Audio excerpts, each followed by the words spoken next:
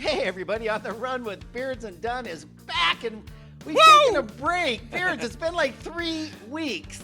I know it. We haven't done an episode. I wonder if anybody even noticed. But anyway, Well, Mikey, you've been so busy. Oh. You went back to your home area 4th of July.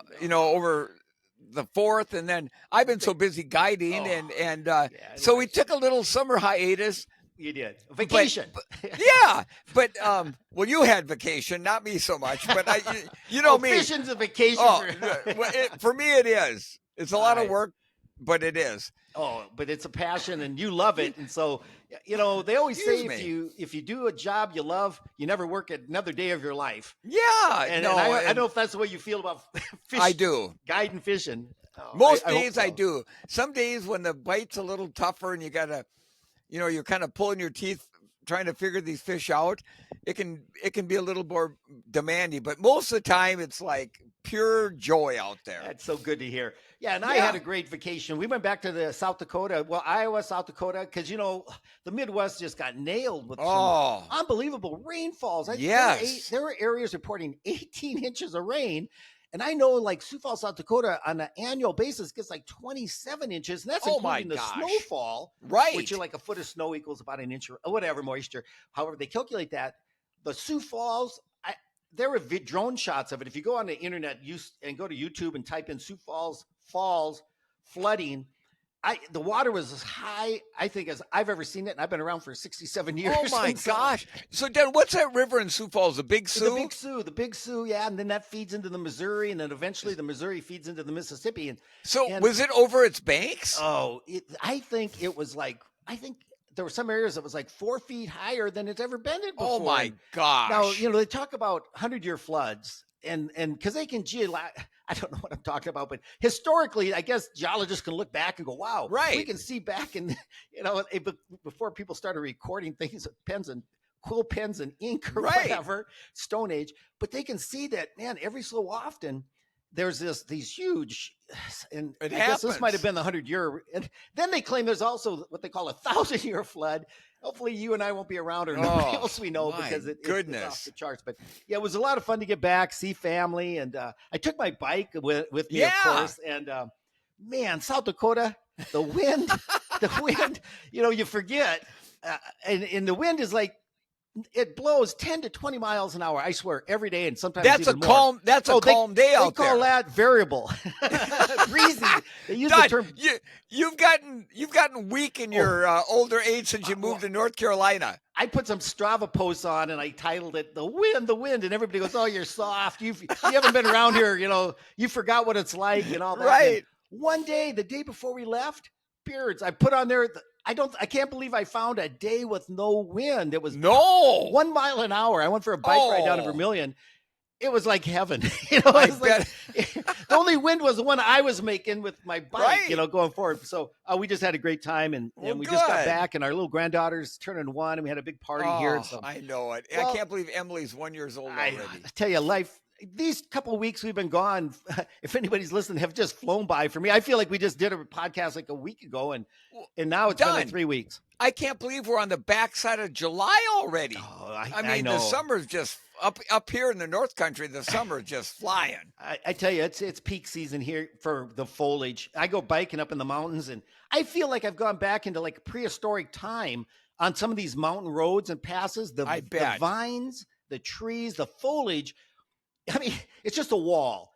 I'm coming around a corner expecting to see some big old dinosaur crossing the road or something like that, because it is so nice and so much fun. So I got to ask you, how are when you're out there biking, how are the horse flies and deer flies and stuff? Are they bad? We don't have any. Oh, no.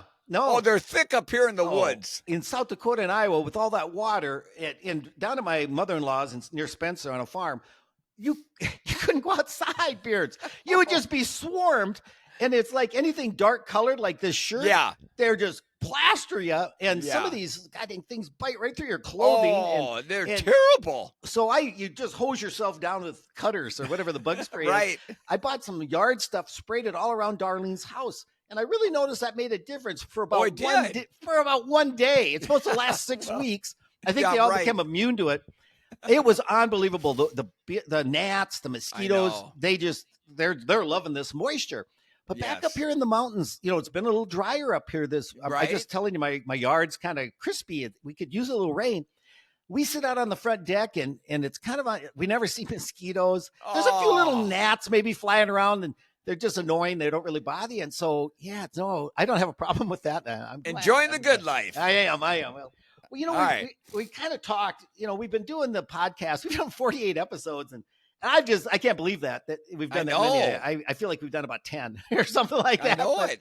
But maybe changing up the format a little bit. We're still going to bring in some guests, because I think that's so cool to get to talk to some of my people I've only read about, and so we won't tip our hats, but we got a few people we're talking to, and hopefully we'll get them lined up here the next few weeks.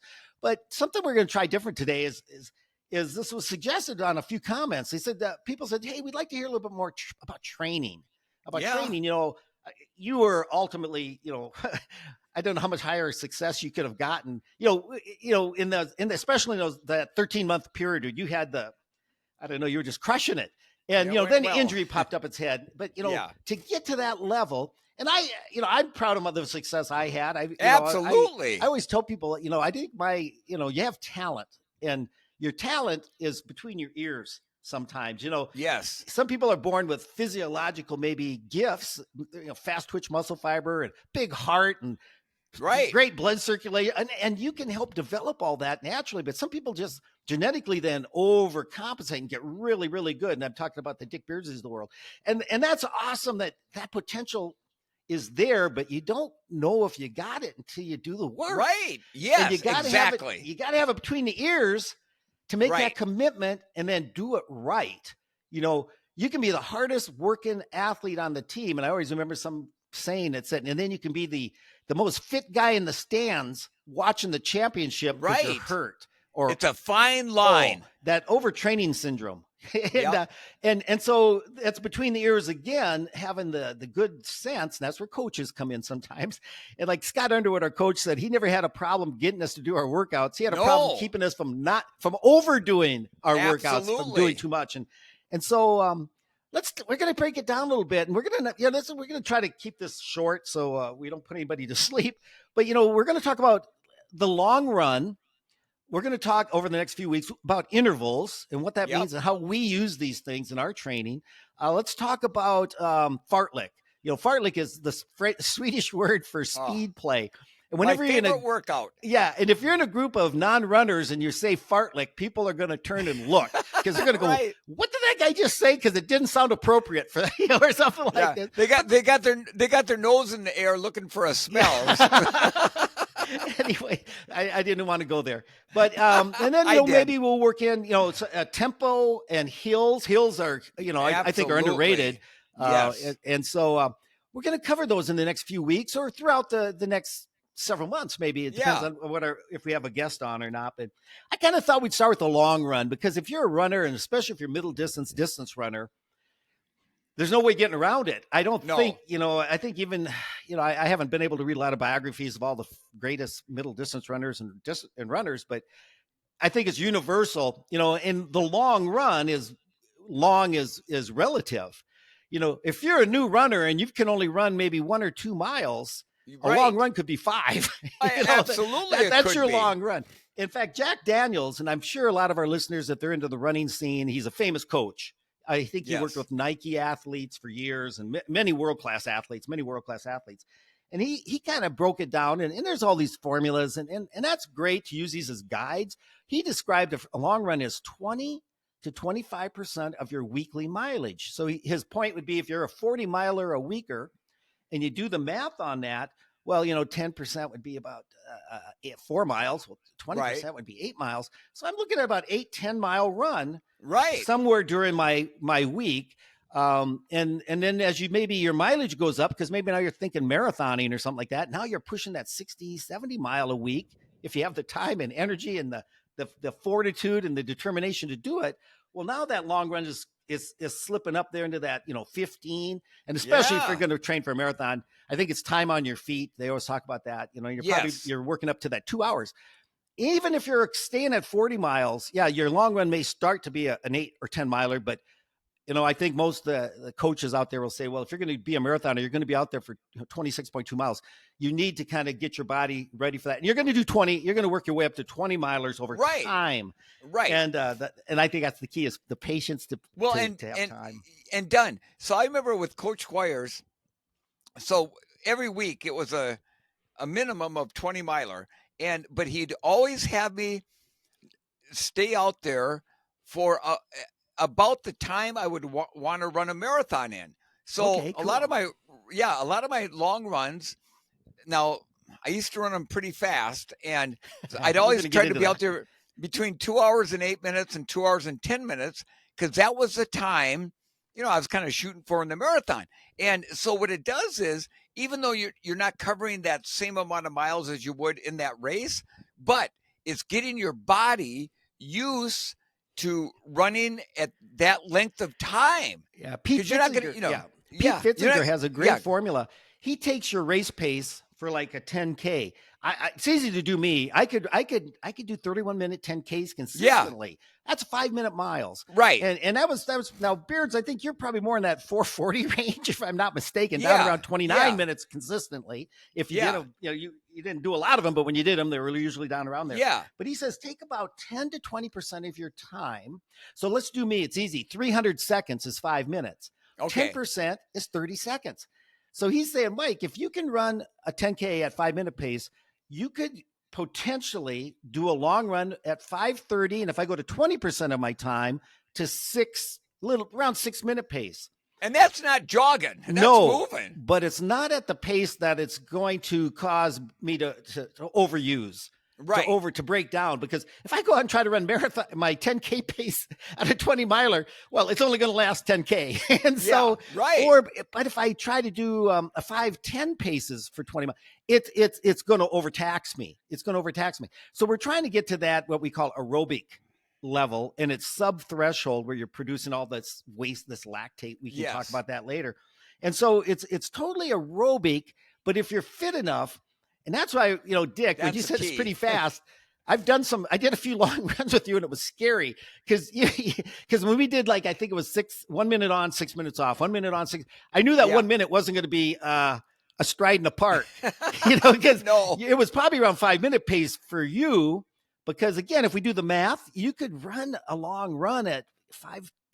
I think one time you did a training run. I think you were like on 2:6. You could have ran a 2:16 marathon if you were actually it was like 2:12 pace. Yeah, if you would have just done a few more miles. Right.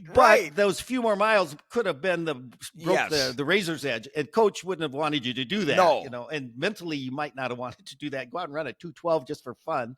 That could be kind of hard on a guy physically as well as psychologically. But these long runs, the really important thing is if they're training your body to adapt. One of the biggest thing is our energy capacity to carry, our muscles like glycogen. It's sugar, but when we get in the blood, they call it glycogen, carbs. That's why we carbo-load, so we can get as much glycogen in. And when you train long, like what we're talking about, up to like over, for a marathon, we're talking, 90 is hour and a half minimum. I mean, probably more than that, 2 to 3 hours of training time. It's making our bodies say, okay, he's going to go run long, or she's going to go run long again. And our liver and our muscles are the two places we can store glycogen, and they get good at it. It's kind of like they do. If you're going to go on a long trip and you're not going to get to fuel up you're going to carry gas with you, because if you get halfway across the Mojave Desert, I'm just making this up, but if you say there's no way we can make it on one tank of gas, but if we have 10 extra gallons, well, that's what you do. I remember when I like just throwing these things out there. When Lindbergh went across the Atlantic, the first guy to fly across solo, that airplane was so overloaded with fuel because they knew they had to have enough fuel on there to get him to the other side. Well, we're kind of that way. If you're going to run a marathon, you got to have enough fuel on board, because he couldn't load up. Now we have the ability of drinking these electrolyte drinks and goos and all this, that we can kind of supplement ourselves, but it's better if we do it, we don't have GI issues if we've already trained ourselves and we've got this energy stored. And the only way you can get your body to do that is through, repetition, through training and adaptation over time. The other thing is using fat for fuel. It's not a big secret that, like a gram of carbohydrate has about is 4 calories of energy. Well, a gram of fat has like 9. It's double. Right. The hard thing is your body doesn't like burning fat if it doesn't have to. It'll take the sugar first. But if you're used to going long and you've kind of run yourself out of sugar regularly on these long runs, your body says, hey, I like sugar, but I'm going to burn a little fat in here to keep my sugar stores topped off as long as possible. Yes. And that's a real plus. You know, I always laugh when you watch, Dick Beardsley in your prime, what did you weigh? 130, 135. Yeah. And it's like, there's no way that dude's got enough fat in his body to use it for energy, because he didn't look like he had any, but half of it's, is subcutaneous, but the other half's inside of you. It's around your organs and stuff. And we've got plenty of fat, even if you don't look like you have any. It's just you can't see it at that time. Well, and done. Long runs to me of the workouts I did 7 days a week, and most of the time it was 2 workouts a week or a day. But my long runs, without doubt, were the most important part of my whole training week. Coach Squires had a quote or a saying. Do you remember what it was? The long run puts the tiger in the tank. Remember that? Yep. Yeah, I remember him saying it at camp. The long run is what puts the tiger in the tank. And now I'm thinking of that old golf commercial. Didn't they have the orange tiger or something like that? Right.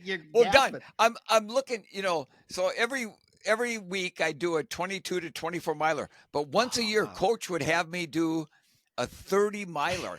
And I'm looking at my logbook from December 27th of 1981. Okay, I was out in Bonesteel, South Dakota, where my first wife Mary's from, little town. And I still remember this day.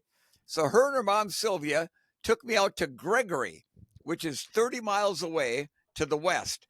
And along the way, I stopped 2 or 3 times and put out sugared iced tea in the ditch. And I ran from Gregory back to Bonesteel. And Mary's mom thought, oh my, is this guy absolutely out of his gourd? But I'm looking at it right now. 30 miler, Gregory to Bonesteel, sub 6 minute pace, felt good, 2 hours, 58 minutes.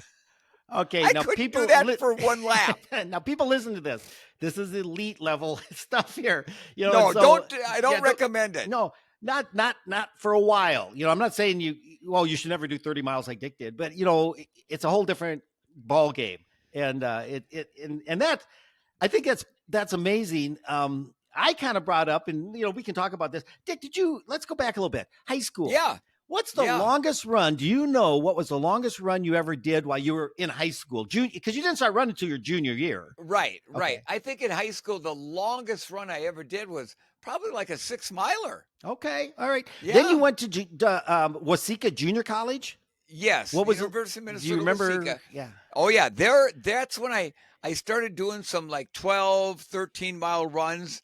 And that's when my mileage on a weekly basis started to go up, and I started seeing way more success right away. When you got those longer runs, yeah. And then we had the junior college back then. They had a national junior college marathon championship. So then, when I was in college, I was 19, 20, 21 years old. I started doing some 20-mile runs, and I remember the first time I did one. Oh my gosh! I thought I was running to the moon and back. And let's just review. You ran your first marathon that first year.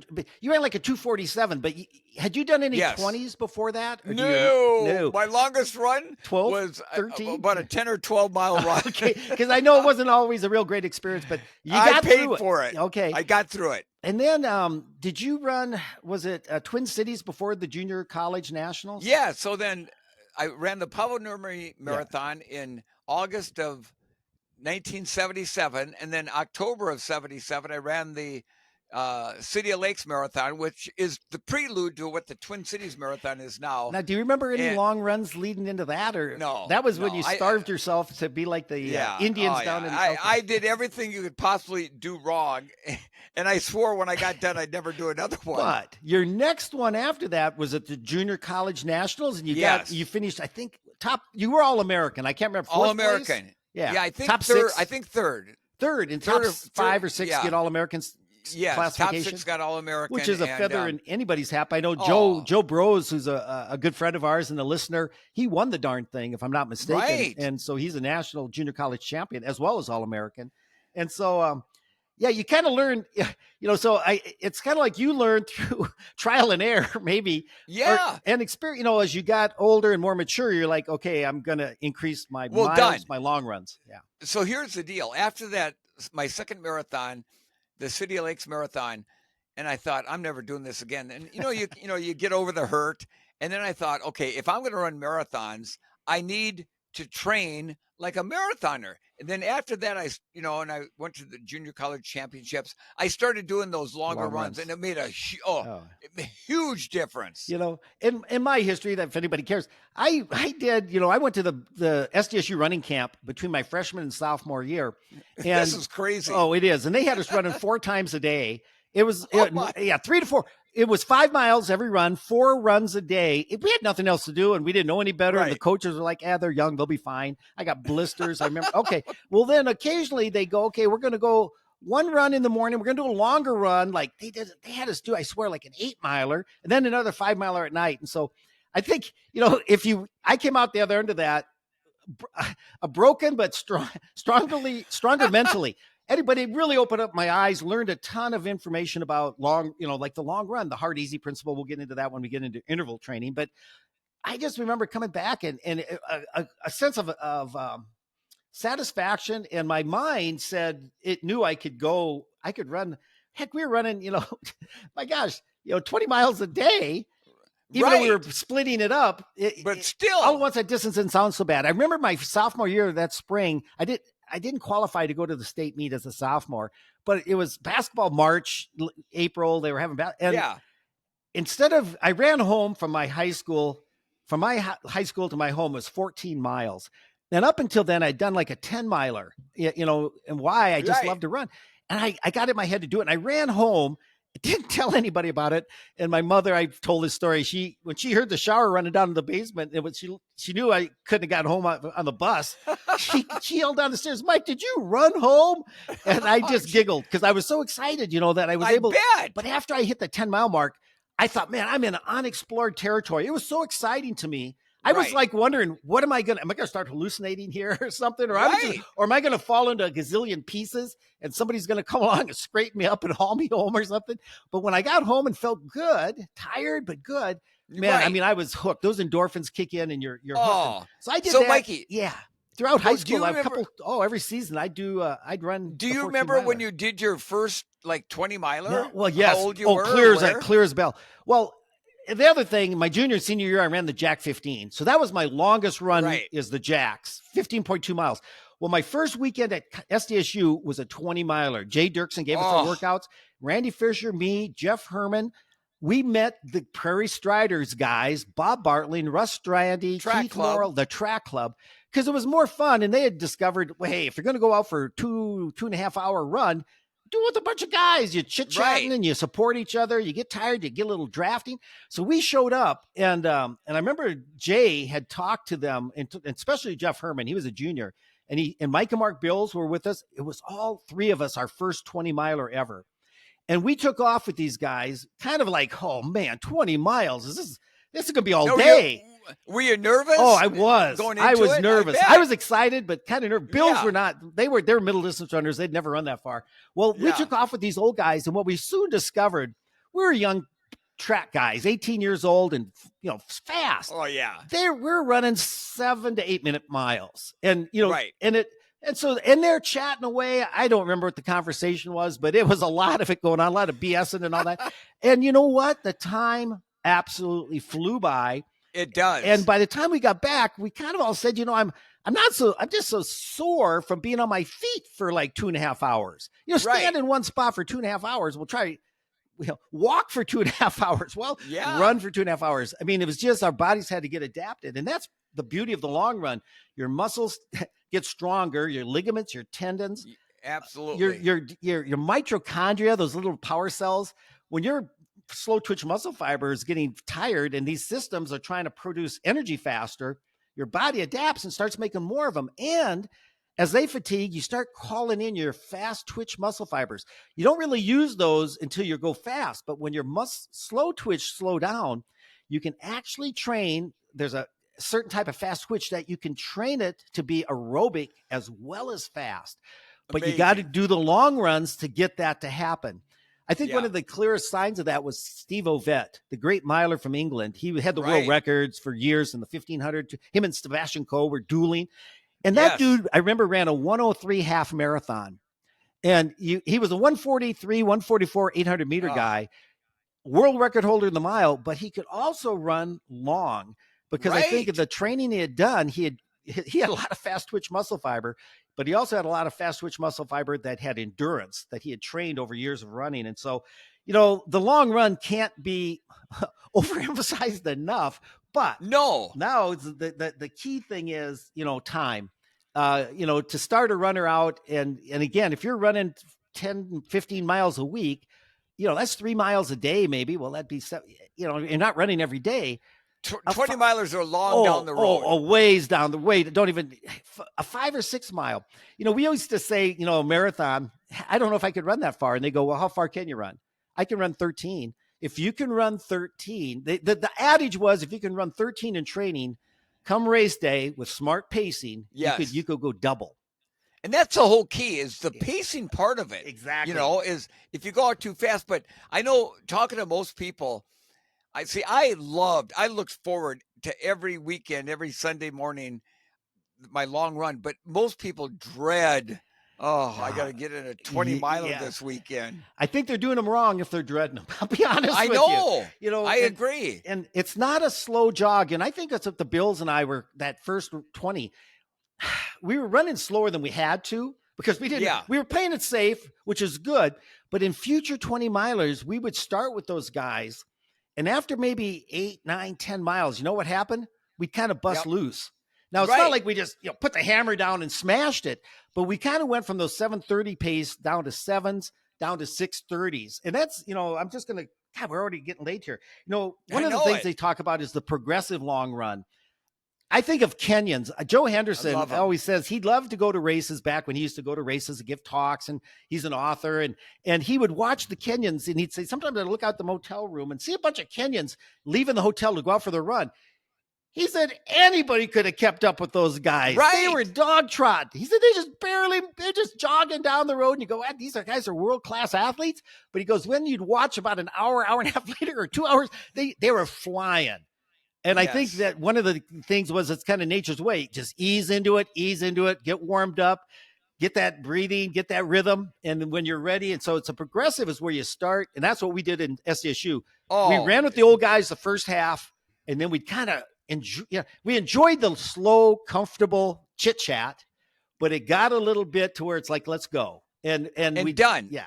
I hear you, because one of Coach Squires had me do different types of long runs, the 20 plus milers, but the one I really loved was the progression run.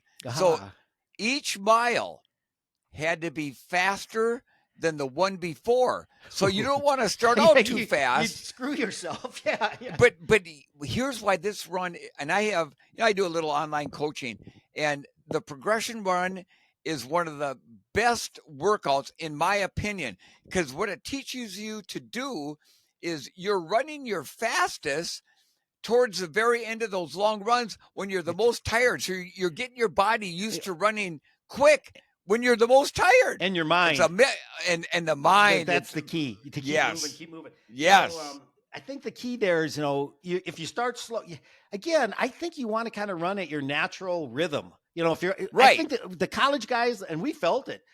It was like, and I remember Mark Beals one time said, it's harder for me to go that slow. No, absolutely. It's like you're jogging up and down rather than moving forward almost. Right. Now, again, this may sound a little arrogant that he could run faster and be more comfortable.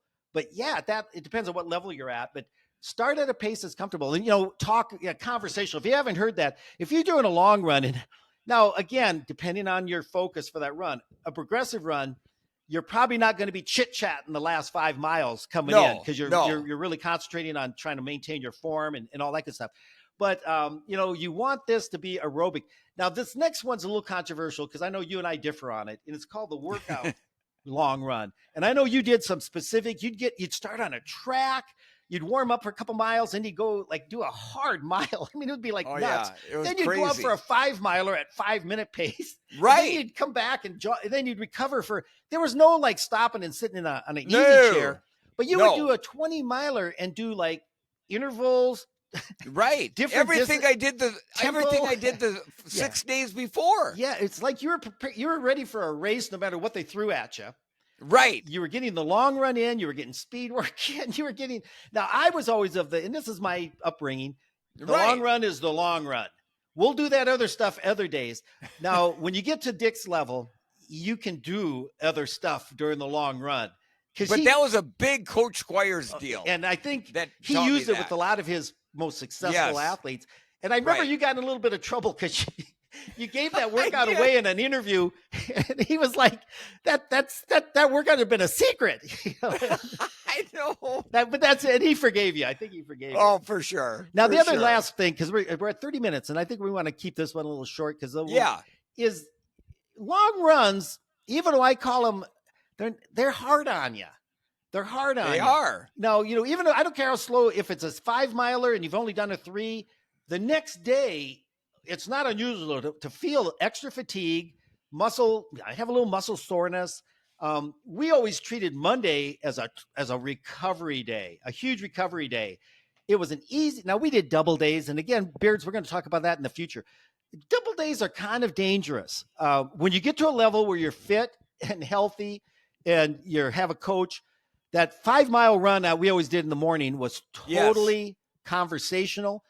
We would have guys that couldn't run with us on the fast interval days, the mile repeat days, and they try to I think it was their ego. They wanted to push the pace on the morning runs, and you had to not let your ego get the better of you and run them too hard. And we would just let them go and just say, hey, come on, you guys, we've got to back it off because tomorrow night we're going to do intervals and they're going to be killers. We got to run easy today and give our body a rest. Some athletes, though, go on a 7 to 10 day cycle. They won't do a long run every 7 days.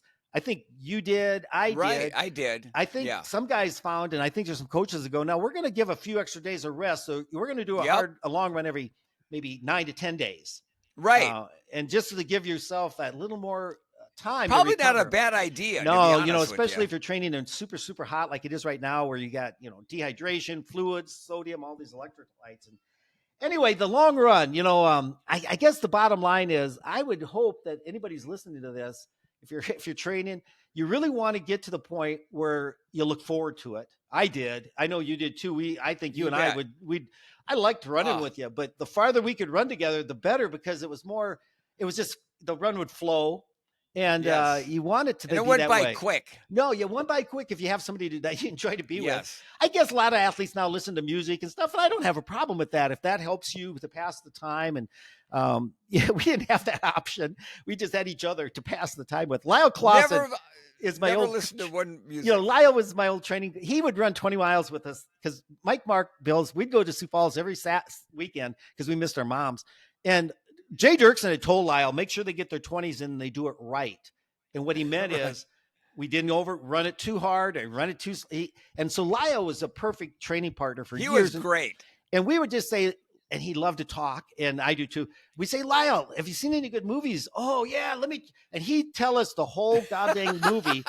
And it was a 2-hour movie. We had a 2-hour run. We were gold. We were gold. Perfect. But he would make the time fly. But if there's any last, we can come back to this another day, but anything else you want to share about the long run? That the long runs, again, at least for me, and I think for a lot of people, they are probably, if you're getting ready to run a marathon, there's no getting around it. I mean, if you're a half marathoner, you don't have to do 20-mile runs. Correct. But if you're going to run a marathon and do it right without feeling like death warmed over at the end, those long 20-plus mile runs, in my opinion, are the key to running a good marathon. And you want to finish them not toast.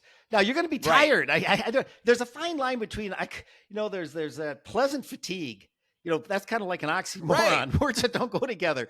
Pleasantly fatigued. If you're fatigued, it's not pleasant. Well, no, there's that good feeling that wow, you got it done. I looked forward. We only had to run typically later in my career, Beards. Now you did too. We do double days even on Sunday. Go out for another 5-miler in the afternoon. Right. In college, we didn't monkey with that. So we kind of enjoyed get the run in the morning, and then you had your whole afternoon to relax. Yes. Do whatever you wanted to.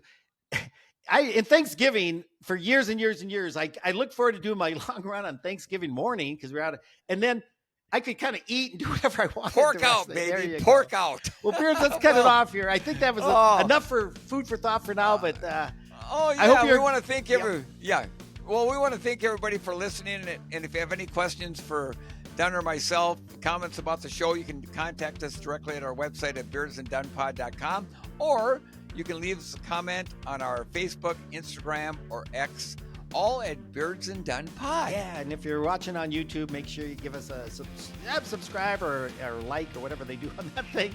Well, Beards, have a great day. I hope the fish you too, buddy. The fish keep biting. All right. Let's hope so. All right, buddy. Talk to you later, Bye-bye. Yep.